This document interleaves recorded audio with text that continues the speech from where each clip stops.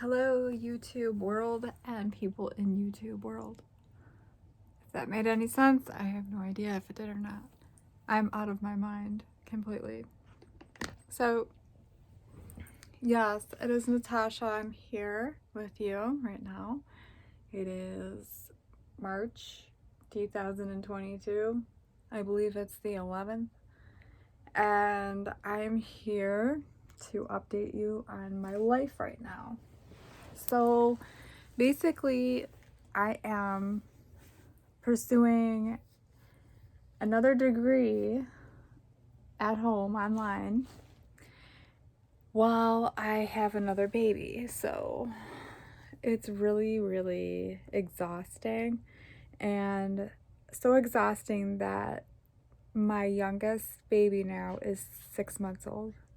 So in the past 6 months, I haven't had one single chance to get on here to make a video, to say hello to anybody, and to make videos that can help people. Because I can't even really help myself at this point. I'm exhausted, and I actually put on eye makeup for this video because if I hadn't, I probably would have looked extremely bad. So anyway, depression has been an issue, especially in the winter time in New York. It's just really shitty. I mean, I think this is probably one of my last years in New York. I would like to move to somewhere warmer, maybe like South Carolina or Florida, because I can. Like, why restrict yourself from moving somewhere else that you would be happy at? I don't understand.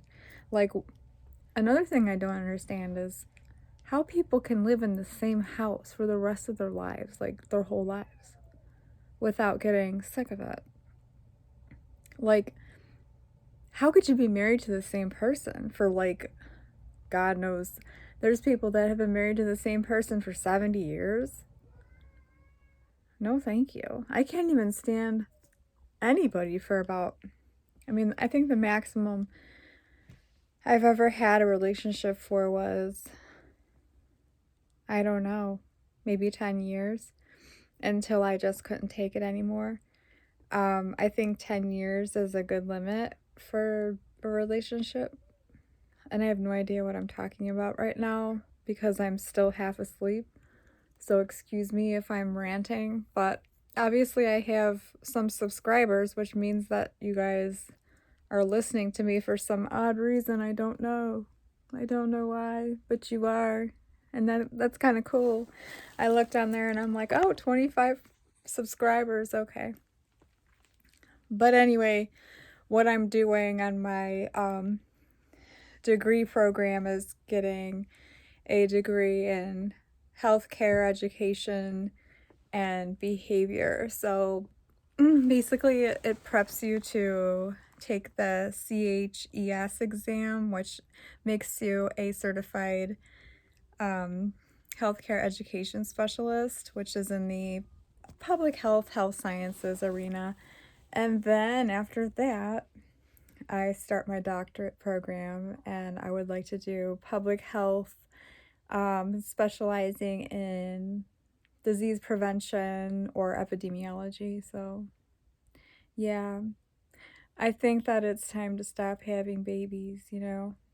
Because I'm doing another degree. I'm doing master's degree while I'm, well, full-time too, while I'm raising 2 children under the age of 2. So most people would say, how do you do it? Well, there's only 2 of them, right? And they only need to eat when they're hungry. And it's not like they're eating all day. And you change their clothes, you give them a bath, and then you just do your work in between then. It's not a big deal. It's not rocket science. They're just children. You give them attention, you play with them, you give them toys, and there's 2 of them, so they entertain each other, okay?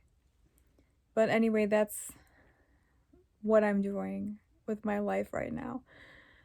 I really had reservations of going into the health science field because I was so on the path to my psychology um, path.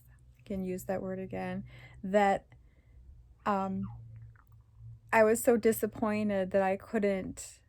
Well, I could if I wanted to, but because of COVID and these New York uh, vaccine mandates for COVID vaccines, you know, if I even did go for my master's to become a clinical licensed therapist, your internship would be at a hospital. So at the hospital, you would need a vaccination. So I wouldn't be able to fulfill that anyways, let alone childcare while I'm at my internship. So it's like, okay, you go to an internship, you're not getting paid, and you have to go there for about 2 years. So what's going to supplement the income for childcare? Is it going to come out of my ass? No. So I decided not to do psychology as my master's degree because it just didn't make a whole lot of sense to get a psychology degree and not be able to clinically use my degree in the way that I want, in the way that I would know best, like being one-on-one with clients, being a therapist, being a psychotherapist. You can't do that with a psychology degree flat out. You need to go for the counseling track or whatever to maintain licensure. So in order to have licensure, you need to go through this big internship deal, and it takes a very long time. And with my children, I just didn't see that as something that was doable. So I went for the healthcare education and promotion with behavioral, like behavioral science. You know, it basically you're educating people who have potential to have risky behavior to not do the things that can cause them to have a lower quality of life. So I think that's a pretty awesome job. It's rewarding, and it's something that the public can definitely use at this point with our epidemic in obesity and, you know, diabetes and health disease, and, you know, helping people to stop smoking and just educating the public about what they should know, you know, because not everybody knows about the detriments of obesity. You know, lately it's been normalized to be obese.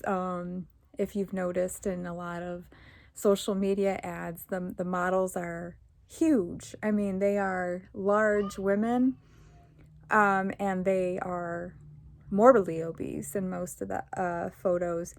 And that's just wrong because it's going against the agency of what public health is supposed to be promoting, and it kind of crushes it. And it puts a new face on what's normal. Just because obesity is normal doesn't mean that it's healthy. So, I mean, we want to really cut that out.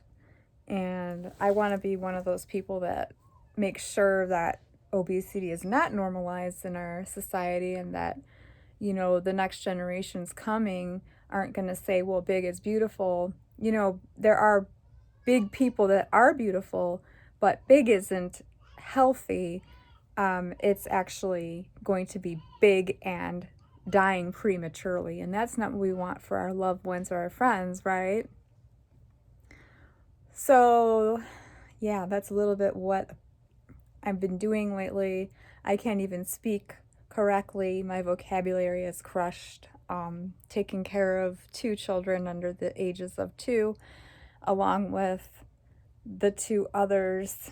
My youngest son will be 13 this month, and then I have my oldest daughter who is 7, and then my eldest son who is 18 is going to college next winter term, and I am just hoping that things go well with this because he still hasn't graduated from his academy yet, and he really hates it there. So I just hope that he can just bite his tongue long enough to graduate. He's graduating in June. It's March. So, my God, let's hope he doesn't do anything stupid, which boys are infamous for doing. When they are 18, they don't think with their brains. We all know what they think with. There's so much testosterone. I mean, I can only do so much as a mother who is living, 635 miles away from my son. So, but the military academy has kept him out of trouble for the most part. Even though he hates it, I think he would have gotten in some major big trouble if he was left in a public school. So, whatever. So, anyway, that's about it as far as what I've been doing in my life. I don't leave the house often. I only leave the house when I need to. The noises coming from the background is coming from Melania. And you can hear that. And I'm just sitting in this room that I painted green, and I color matched it with an apple that used to be from an apple tree outside. And now the apple tree is cut down, so I'm stuck with a green room from an apple tree that has been cut down. So I don't know if that's unlucky or if it's just plain old stupid. I don't know. Anyways, if you're still listening to this, I imagine that you like listening to people and that you might be lonely. Well, I feel lonely a lot, even when I'm not the only person in the room, and that's not how we should feel, especially as women. We shouldn't have to feel ignored or, like we're a piece of furniture or something. I think guys are terrible sometimes at recognizing the attention that we need, and I brought it up so many times to the partner who I live with that I can't live that way anymore, and that I need more attention. I'm communicating. He's not. And I live in this house. This room is okay. I'll show you a little bit of it. I decorated this room. It had kind of like a grandma feel to it, like retro. And my little desk is over there. But yeah, so yeah, you got the gilded gold, gaudy look. It just reminds me of what my grandma's house was kind of like. But now it's kind of like I just want to rip everything down and start over, because I like that feeling of living somewhere new. And I've never lived in a place longer than, let's see, I've never lived in a place longer than 3 years.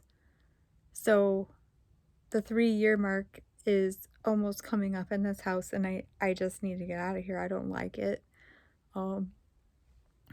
It's a depressing house. It's old. It was built in 1875, and this is one of the nicest rooms in the house because it's new, and it's like an add-on room that was built like maybe 10 years ago, and then we just refinished it last year. And then the bathroom is brand new, but the rest of the house is absolutely terrible and ugly, and all the rooms are like small. There's a lot of rooms, but you don't have that feeling of wow, like when you walk in the front door, it's open and safe for your kids. It's like a maze almost. It's like in the 1800s they made that rooms downstairs really small. Like for some reason, I have no idea why. Like why couldn't you just make a big huge living room and then have your other little rooms? I don't know. But I don't like this house, and I found a way to deal with it. My way of dealing with it is saying that, this is just a temporary address and that this is my mailing address because it's not my house. I didn't buy this house. He did. So, I mean, I would have never bought this house. And so that's my coping strategy for being unhappy where I live. I just say this is my mailing address because it's true. I'm not on the deed. I don't own this house. I'm not responsible for the way the rest of the house looks. I'm responsible for the rooms like this one that, have me all over it, that I decorated and, whatever. But am I happy?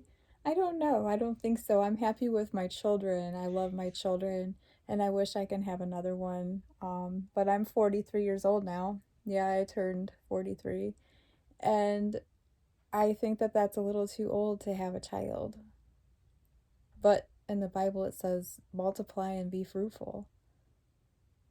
But aren't you supposed to be married to do that? And I don't want to get married. I was married twice before. I got married to this guy that I really thought was cute in high school, and that lasted 6 months. Go figure, but he was cute, but I guess he found another girlfriend like while we were married, and then he like divorced me 6 months later. And it took me 4 years to get over, actually.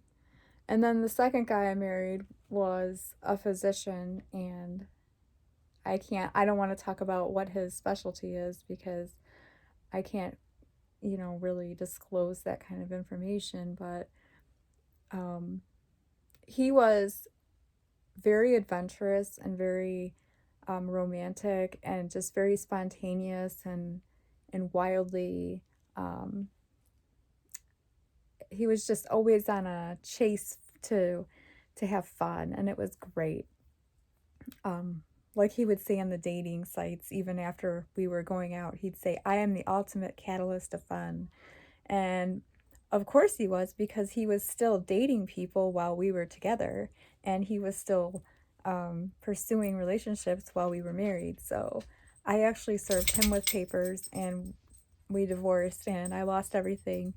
And I got alimony for only 6 years, which wasn't a lot compared to what he made.